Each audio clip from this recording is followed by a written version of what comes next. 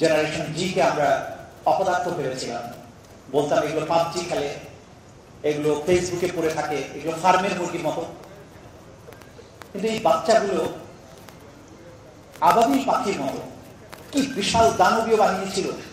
আবাবিল পাখির মতো ক্ষুদ্র ক্ষুদ্র লাঠি আর পাথর দিয়ে এক স্বৈর শাসনের শুধু চর্বিত ঘাসের ন্যায় পিষেই ফেলেনি, তাকে দিল্লি পর্যন্ত তাড়িয়ে নিয়ে গেছে।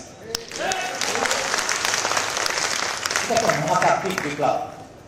এইটাই জাতির প্রবাহমান রক্তস্রোতের সাথে আমাদেরকে মিশিয়ে নিতে হবে যে আমরা এরকম বিপ্লব আমাদের এই সন্তানেরা করতে পারে। তাদের বীরত্বগাথা লিখে রাখতে হবে, সংরক্ষণ করতে হবে আগামী প্রজন্মের জন্য। বান্ডেল থাকলে প্রতি সেনমানিতে টাকা বাঁচবে। বিকাশ সেনমানি বান্ডেল কিনে জিতুন প্রতি লেনদেনে, যাতে কোনোদিন প্রয়োজন হলে আমাদের সন্তানেরা আবারও ঠিক একইভাবে জেগে উঠতে পারে।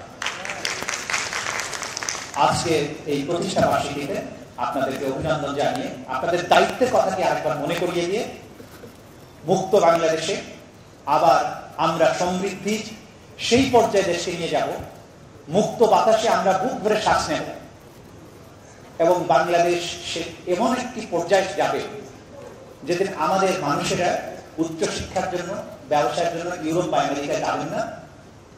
ইংরেজরা যেমন বাংলাদেশে এসেছে ব্যবসার প্রয়োজনে, সভ্যতা শেখার প্রয়োজনে, এই বাংলা, সোনার বাংলা আবার সেই পর্যায়ে বিশ্বের নেতৃত্ব দেবে।